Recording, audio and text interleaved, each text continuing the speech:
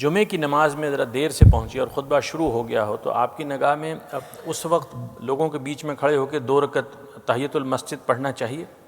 ایک طرف جا کے پڑھ لینی چاہیے، پڑھنے میں کوئی حرج نہیں ہے، آپ پڑھ لیں، لیکن ایک طرف جا کے پڑھ لینی چاہیے۔ لوگوں کو اذیت دینا، ان کے راستے میں رکاوٹ بننا، اس سے ہر جگہ اجتناب کرنا چاہیے۔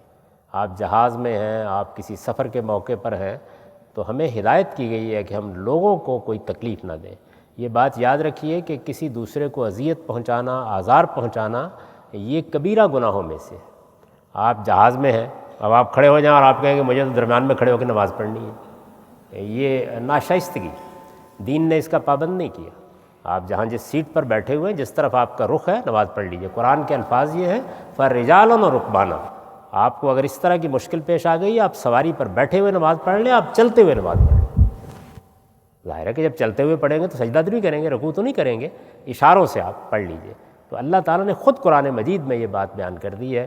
اسی طرح وہاں آپ وضو کرنے کے لیے کھڑے ہو جاتے ہیں، ایک چھوٹا سا غسل خانہ ہوتا ہے جس کے اندر بہت سے لوگوں کو آنا ہے، 200 300 400 لوگوں کو، تو خدا کا خوف کرنا چاہیے، لوگوں کے لیے آزار پیدا کرنے والا نہیں بننا چاہیے۔ آپ تیمم کریں یا گیلا ہاتھ پھیر لیں تاکہ نہ پانی زیادہ ضائع کریں۔ یہ سب چیزیں اللہ تعالیٰ نے اپنی کتاب میں خود بیان کر دی ہیں۔ تو مسلمانوں کو مہذب انسان بننا چاہیے اور دوسروں کے لیے اعلیٰ تہذیب کا نمونہ بننا چاہیے۔ دوسروں کو اذیت دینا، تکلیف دینا، یہ کوئی معمولی درجے کا جرم نہیں ہے۔ آپ جانتے ہیں کہ رسالت میں آپ صلی اللہ علیہ وسلم سے پوچھا گیا تھا، ایک خاتون ہے، بہت نفل پڑھتی ہے، ساری رات عبادت کرتی ہے، ہمسائے اس سے بہت تنگ ہیں، آپ نے فرمایا جہنم میں جائے گی۔